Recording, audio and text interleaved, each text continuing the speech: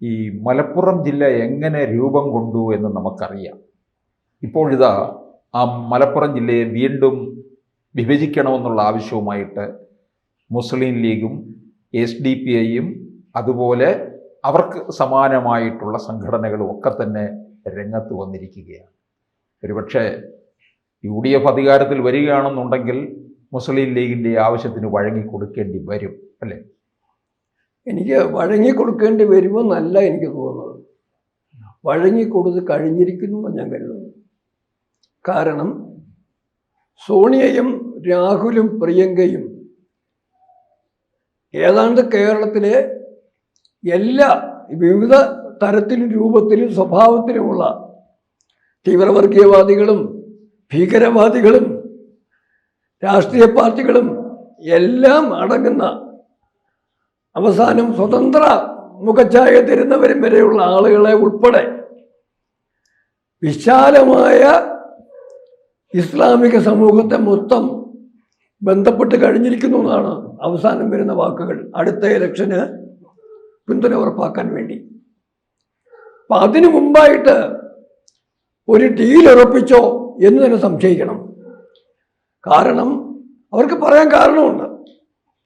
ഞങ്ങൾ EMSന്റെ കൂടെ ഇടതു വർഗീയ മുന്നണി നിന്ന കാലത്ത് EMS ഞങ്ങൾക്ക് മലപ്പുറം ജില്ല സംഭാവന ചെയ്തു. ചോദിച്ചു പറഞ്ഞ് എടുത്തു തരുമായിരുന്നു. ഒരു ജാതിയുടെ, ഒരു മതത്തിൻ്റെ പേരിൽ ഒരു ജില്ല എടുത്തു തന്നു. നിങ്ങൾ ഞങ്ങൾക്ക് എന്ത് തന്നു? നിങ്ങൾക്ക് ഒരു ജില്ല തന്നുകൂടെ? അപ്പം അന്ന് ഇടതുവർഗീയ മുന്നണിയിൽ നിന്നൊരു ജില്ല കിട്ടിയതിന് പകരം ഇപ്പം വലതുവർഗീയ മുന്നണി UDF അധികാരത്തിൽ വന്നാൽ നമുക്ക് ഒരു ജില്ലയും കൂടെ ആവും. ഒരു ജില്ലയോടെ കിട്ടിയാലോ രാജ്യത്തിൻ്റെ, സംസ്ഥാനത്തിൻ്റെ സമ്പത്ത് വികസന ആവശ്യങ്ങൾക്കും മറ്റും വിഭജിച്ച് നൽകുമ്പം അതിൻ്റെ അളവ് കൂടുതൽ കിട്ടാനൊരു സാധ്യത. ഇപ്പം തന്നെ അല്ലെങ്കിൽ തന്നെ കാര്യം അങ്ങ് ഓർക്കണം, കഴിഞ്ഞ നിയമസഭാ സീറ്റുകളുടെ പുനർനിർണയത്തിന് മുമ്പ് മലപ്പുറം മേഖലയിൽ ഉണ്ടായിരുന്ന സീറ്റുകളുടെ എണ്ണം 4 വർദ്ധിച്ചില്ലേ? ഉണ്ട്. പത്തനംതിട്ട കുറഞ്ഞു, കോട്ടയത്ത് കുറഞ്ഞു, ആലപ്പുഴയും കുറഞ്ഞു. ഈ കുറഞ്ഞ 4 സീറ്റുകൾ അങ്ങോട്ട് കിട്ടി. അതെങ്ങനെയാ കിട്ടിയതെന്നും അതിൻ്റെ കാരണങ്ങളും നമുക്കെല്ലാം അറിയാവുന്നതുമാണ്. എന്ന് പറഞ്ഞതുപോലെ ഭരണത്തിൽ പങ്കാളിത്തം, വിഭവം പങ്കുവെക്കുമ്പോൾ കിട്ടാൻ സാധ്യതയുള്ള അളവ് കൂട്ടാൻ വേണ്ടിയുള്ള ആഗ്രഹം കൊണ്ടാണ് ഇങ്ങനെ ആവശ്യം മുന്നോട്ട് വെക്കുന്നതെങ്കിൽ പോലും നമുക്കതിനെ ഒരുപക്ഷെ ന്യായം ആണെന്ന് വേണമെങ്കിൽ വാദത്തിന് വേണ്ടി സമ്മതിക്കാം.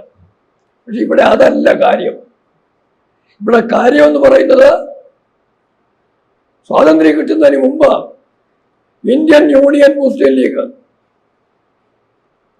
ഏതാണ്ട് 905 മുതൽ ശ്രമിച്ചത് മുഴുവൻ ഭാരതത്തെ വിഭജിക്കാൻ വേണ്ടിയായിരുന്നു. അങ്ങനെ ഭാരതത്തെ വിഭജിച്ച ഇന്ത്യൻ യൂണിയൻ മുസ്ലിം ലീഗിന് പാകിസ്ഥാനും നേടി മാറിക്കഴിഞ്ഞപ്പോൾ ഭാരതത്തിലെ ഭാരതം എന്ന അവശിഷ്ട ഭാരതത്തിന്റെ അധികാരത്തിലെത്തിയവരുടെ ആ വർഗീയ പ്രീണന രാഷ്ട്രീയത്തിന്റെ ഭാഗമായി വീണ്ടും അവർക്ക് അവരുടെ രാഷ്ട്രീയം മുന്നോട്ടാൻ പറ്റി. അതേ ഇന്ത്യൻ യൂണിയൻ മുസ്ലിമിന് ഭാരതത്തിൽ കേരളം സംസ്ഥാനത്തിൽ പ്രവർത്തിക്കാൻ അനുവാദം കിട്ടി.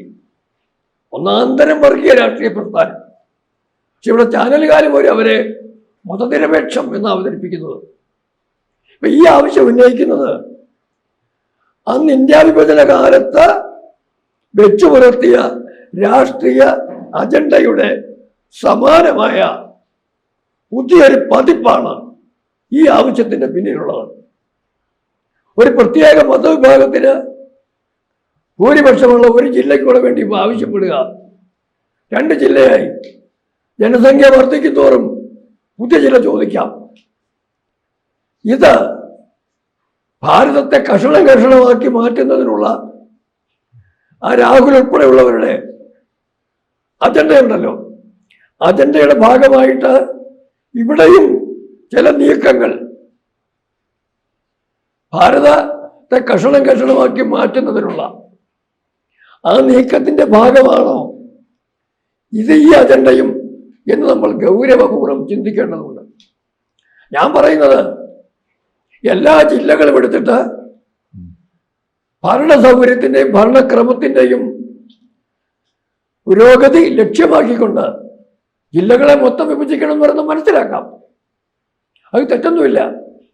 പക്ഷേ ഈ മുസ്ലിം ലീഗിന്റെ, പഴയ ഇന്ത്യൻ യൂണിയൻ മുസ്ലിം ലീഗിന്റെ, ഇപ്പോഴത്തെ ഇന്ത്യയിലെ തുടർച്ചക്കാരായ കേരളത്തിലെ മുസ്ലിം ലീഗിന്റെ MLA കുരിക്കോട്ടി മൊയ്തീൻ ലീഗിന്റെ പക്ഷത്തു നിന്നും പോപ്പുലർ ഫ്രണ്ടും SDPI-യും, പോപ്പുലർ ഫ്രണ്ടിന്റെ രാഷ്ട്രീയ പാർട്ടിയായ SDPI-യും ഒക്കെ ഒന്നിച്ചു നിന്നുകൊണ്ട് ഒരു വർഗീയ ജില്ല കൂടി വേണം എന്ന് ആവശ്യപ്പെടുന്നു എന്ന് പറയുമ്പം SDPI പ്രകടനം വരെ നടത്തി.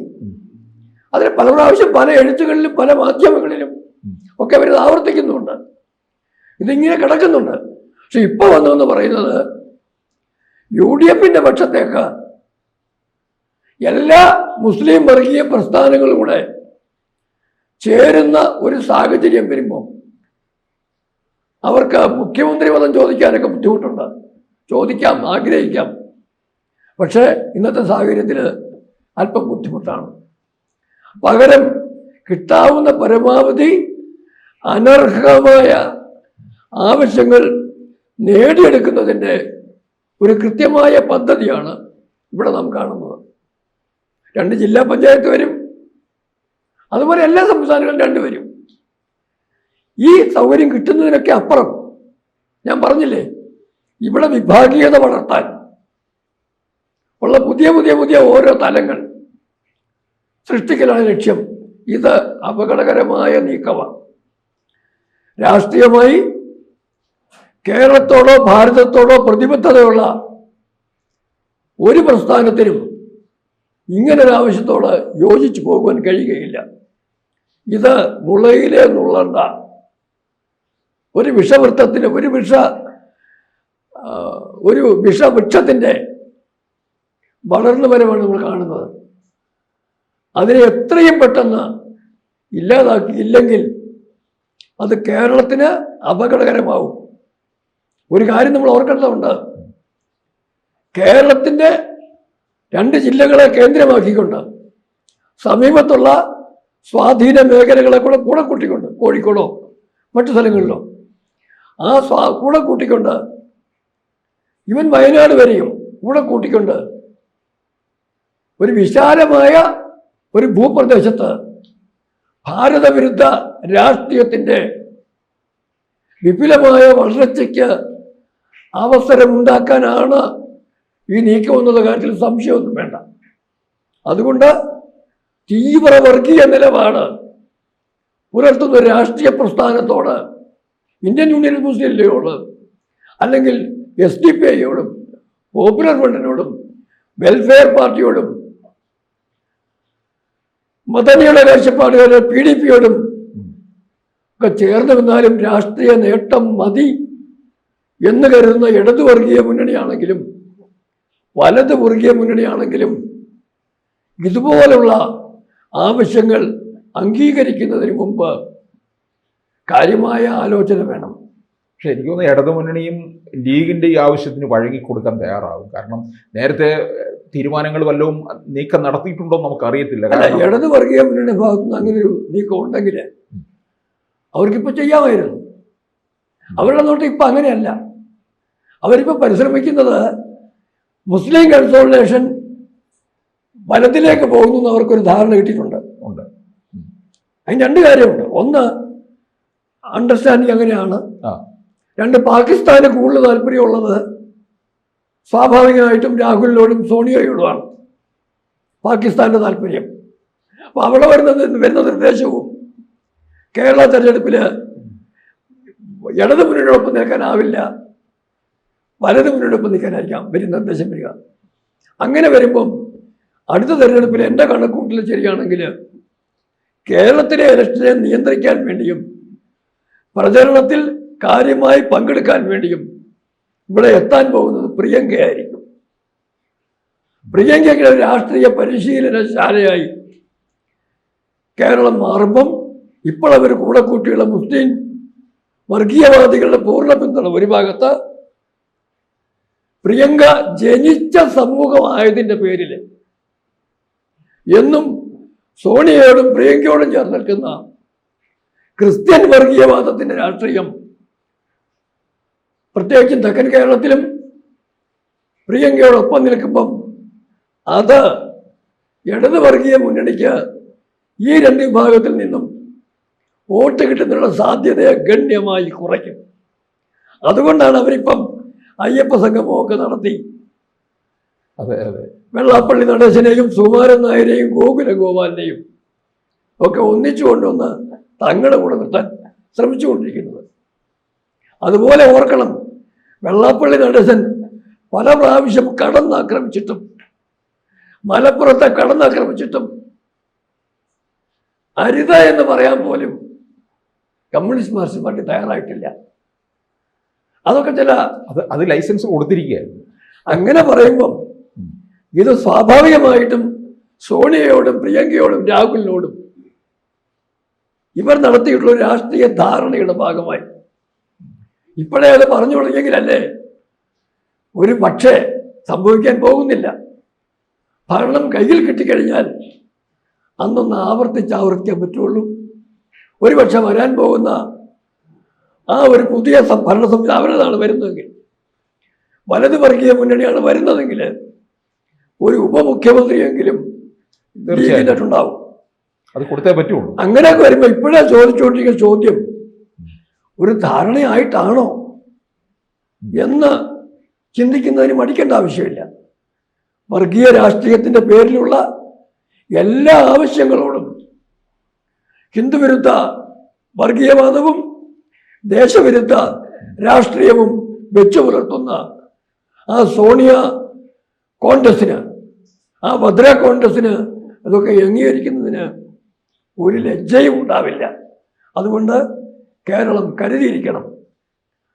എന്താണ് വരാൻ പോകുന്നതെന്നും ആ വരാൻ പോകുന്ന ഭീഷണിയുടെ ഗൗരവം എത്രയുണ്ടെന്നും അപകടം എത്രയുണ്ടെന്നും നമ്മൾ കരുതിയിരിക്കേണ്ടത് തീർച്ചയായും അനിവാര്യമായ ഒരു കാര്യമായി ബാക്കി നിൽക്കണം. Okay sir. കൂടുതൽ വാർത്തകളും വിശേഷങ്ങളും നിങ്ങളിലേക്ക് എത്താൻ ABC മലയാളം സബ്സ്ക്രൈബ് ചെയ്യുക, ബെൽ ബട്ടണും അമർത്തുക.